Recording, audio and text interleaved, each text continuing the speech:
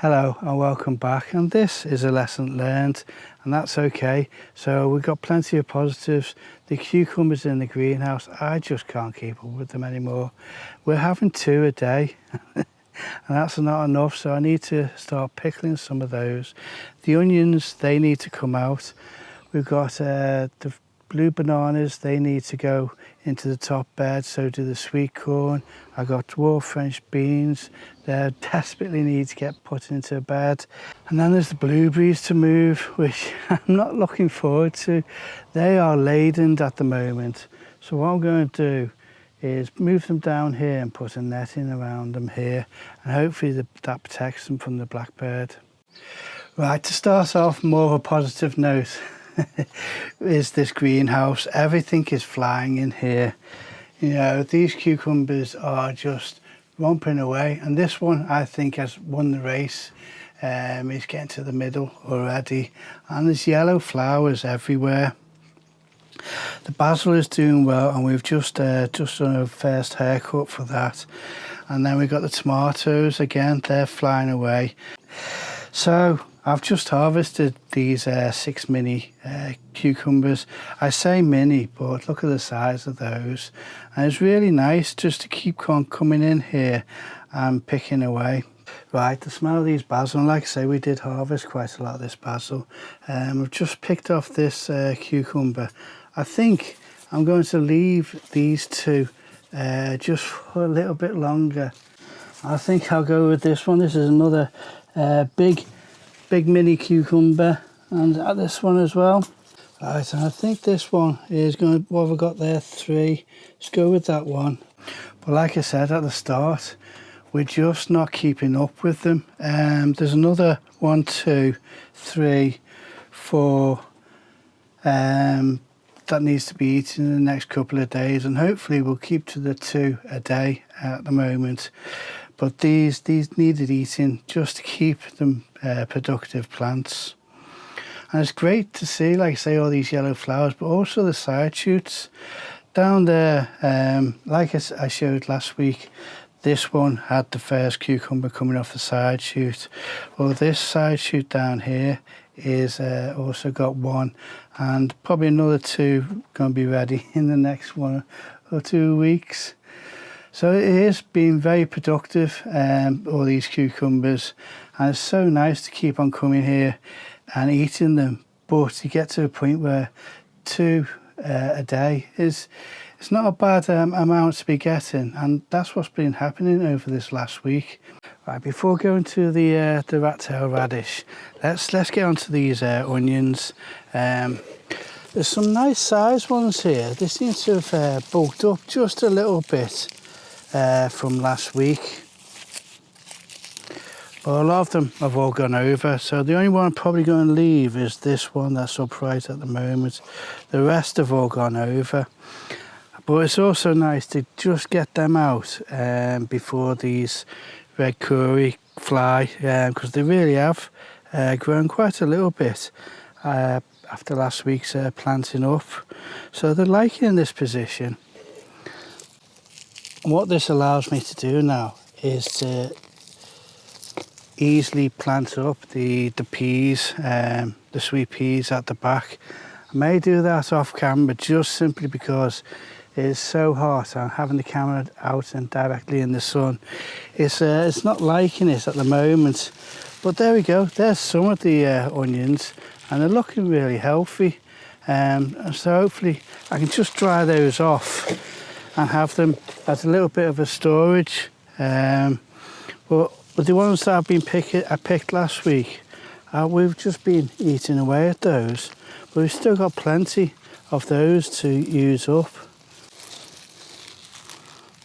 Right, there you go, there's a few more. Right, there you go. I'm quite pleased with all that. What I'm doing is just going to leave these all to dry off, and we haven't got any rain forecast certainly for the next 5 days. So hopefully these can start the drying off and curing process in this lovely warmth. I mean, how are you doing for watering? I'm going to have to keep on top of these curry, because they haven't really got their roots properly set down yet. so they are needing a little bit more water than normal, but everything is in this heat. And we're forecasted for even hotter weather over the next couple of days. But yeah, perfect for drying off these or curing these onions. Like I say, I know they're small, but if these store till September, October time, they'll be very welcome then. Well, we're certainly going through the June drop with the apples. They're just everywhere, but it's still heavily laden. Fingers crossed it's going to be a good year for them. Right, I was going to do just 3 rows at 400 spacing. But I think I may actually go with 4 rows. When I was reading about the spacing, they say it needs to be equal, both horizontal and vertical, going across. So I was just, like I say, going to go do with 3 rows, but I think I'll go with 4. I've got a question because I've only done it once in tubs down the bottom once before. But does anybody do like a triangle pattern? So that would be 400 there and then 400 there, so you get like a shorter distance but more possibly pollination. I don't know. Right, I need to get these in. It's really warm today and I'm not looking forward to tomorrow. It's going to be even more higher temperatures tomorrow.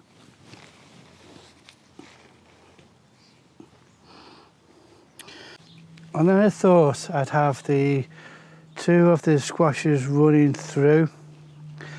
Now hopefully that works out. I've never done the sisters before, so we'll see how that goes.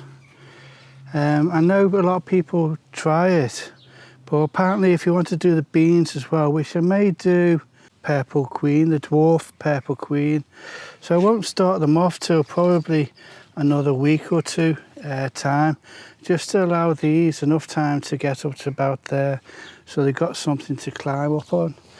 I was thinking of doing the blotty beans, but I'm not sure whether they'll outrun the sweet corn, that they'll grow too fast.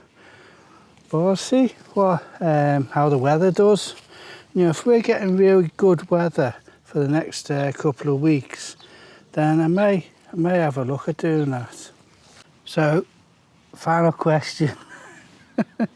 This is just the question bed, is do you ever leave in the 2? I'm going to give it a go and I'll see what everybody's response is, because I can always pull one out. I'm going to do those on the outer edges as well, so doubling up just on the outer edges and see how that goes. But do let me know whether that's a good idea, or just tell me take them out. Alright, that's the sweet corn in, and now for this squash. I say it's the blue banana Hubbard. That looks alright there. Actually, should I do this? What I was doing was go and have that one going off there. Should I do that one there? And then it can go straight across down there. I could orientate that there. How's that look? What do you think? If I move this back there, hold on a second. If I move this one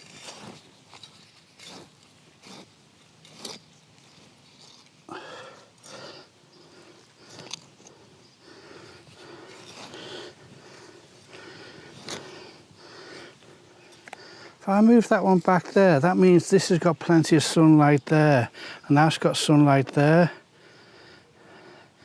I've never done a base squash like this, and I don't know how bushy the actual base of the plant gets. Obviously that's going to get some nice big leaves going that way. If this gets height, that's going to block out those leaves. Oh, I don't know. So sometimes I wish I was able to do it live. I know I can do, just to ask questions, because I just got nobody to ask really. What do you think? I'll do it this way, and let me know in the comments whether this is the right way to do it. Hopefully then this gets bushier here but won't get too big there. That will go straight across there, and if I do exactly the same there, because I'm moving the blueberries, I should be all right. Don't know, let me know. I can always move them next week. Oh, I was expecting that to be quite root bound, but that's not too bad. I'll just spread out those roots. I'm liking it quite far back there. I may even put it a little bit further back, just because it's not quite central. I mean, that's one of the good things about planting them up in pots, is I know exactly which direction these are going now. Now I am looking at this for next year and what I'm going to do for this bed. And I think doing winter squashes and sweet corn is a little bit of a luxury. So what I'm thinking now for next year is maybe this becomes the beetroot bed, which means I could free up quite a bit of space. You know, it'd be nice to hopefully get some sweet corn this year. That's if it germinates well. But next year, I think a bit more viable crops, you know, because beetroot now here is £2.30 for a bunch, you know, of maybe 2 big ones or 3 small ones. Now, if we multi-sow, say 5 or 6, that's nearly £4.50 to £5 crop for that little one space. Whereas I may get, you know, I could get probably 4 rows and 5 rows across. That's quite a lot of money. If I did it just purely beetroot, and then you got the interplanting as well, especially if I can get some of the white star onions in there. Right, there you go, an instant bed, and it didn't take too long and it looks great. But like I say, I'm already planning for next year, so we'll see how we go with this. Right, while I'm on the potting on mode, I'll do the nursery bed down there next, and then I'll go on to the rat-tailed radishes. I'll keep the disaster for the end. Right, so what I've got here is, this was the nursery bed, everything was piled on here. I'm going to come up with something different for next year, because this has been a little bit of a waste of a bed, but it served its purpose. So what I've got here is French beans, dwarf French beans, and what I was going to do, or what I sowed these for, is for interplanting in between the ones that I planted up last week. And as you can see, they're desperate to go out, but I thought, just to fill in this area, I'm going to heavily put these in, not that far apart. Now I know they need to be pretty well spaced out, but I'm just going to give it a go, because the ones up there haven't yet bushed out and they're looking really sparse. So I'm going to give this a go. Going to have the kohlrabi there, the spares, and then I'm going to have some new rat-tailed radishes. So while I'm doing this, because I need to water it all in and slowly separate these out, and it does take a bit of time, here's the rat-tailed radish saga. Right, these rat-tailed radishes, you know what, I've spent all this morning filming them, and as I've been going through, I've been taste testing, and I've learned a valuable a mistake or experience is I've left these too long, and I made quite a few mistakes going through with these is I planted them up in September time, and I planted 12 plants close together. So that's my first mistake. So there should be 300 apart, and that's what I'm going to do next time. So I'm going to give them another go. I'm going to give, I've got plenty of seed, and I've been through these, and these haven't yet set seed. So it's a long process to set seed. There's a few peas in there, but that's about it. So I'm going to do 3 at the end there. We're going to have large netting on here, so that should hold them all in. So that's my first mistake, was putting them too close together, and the second one is not harvesting them at the right time. Now I keep on flopping this one around, and this is probably, I've been eating them all this morning, and what I'm going to say is any this size in width, then that's the size that you need, because these will grow to about that long. And I've got films of it this morning, eating those and being pleased as punch, and then slowly realizing that these had gone over and I've missed the harvest of them. I mean, this one, and these are beautiful, they look beautiful, don't they? But this is a dead plant, so it wasn't protected from the wind and it snapped off. And I've checked through these haven't set seed, which is a pity, because I would have had my homemade seed there. So if you are growing them, and I've got to be honest, instead of being a YouTuber and going, I've got all these, I don't know whether I will actually use these. I'll come to that in a minute. But here's, if you've got a nice floppy one like that, very thin, very flexible, that's the one you want to harvest. Like I say, they can get very long, and these are very spicy. They seem to mellow out as they get older. And as you can see, this one is very flexible, and that's it. It's quite a tough skin. So eating those, although they would have been crunchy, they would have been just a bit too dry. These are very juicy. So if you get anything like that, that's gone over. If you've got a nice floppy one and a nice slim pod, not the ripples. Once they start getting that, these ripples, these dents where the peas are going to go, become very, very tough, and like I say, quite dry. Now I've been, over the last couple of months, as I've been munching away on these, and these haven't been too bad, but in the heat, and they've seemed to have really quickened to this state. So I've missed the boat, and I think it's better to go, okay, I've missed the boat and I'm going to learn from this, because there's not that much information out there on these, so it's very hard to realise when to actually harvest them. And like I say, I've really been enjoying this size ones. This size ones a couple of weeks back were still juicy-ish, but they are gone too hard now. So there we go. It's a big learning mistake, or no, it's a big learning experience, and this is something you can't gain just by watching YouTubers. It's you got to figure it out yourself, especially, like I say, when there's not that much information. But I take a lot of positives from it. I've been enjoying eating these these flexible ones, and I'm definitely going to be growing them, like I say again, and I'm going to put them in the end of this bed, and we'll see what we get with those. Right, so yeah, the rat-tailed radishes.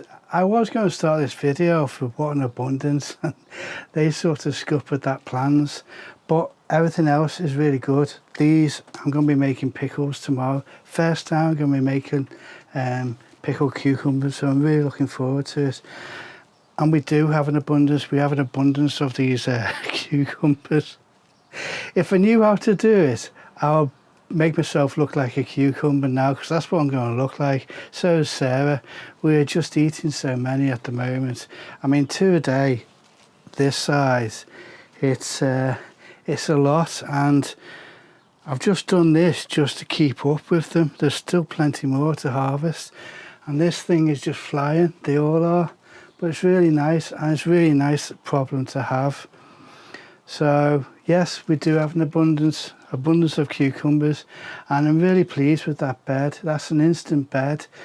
That nursery bed is getting potted up, and now just got to start sowing seeds to start filling in the gaps, and hopefully get more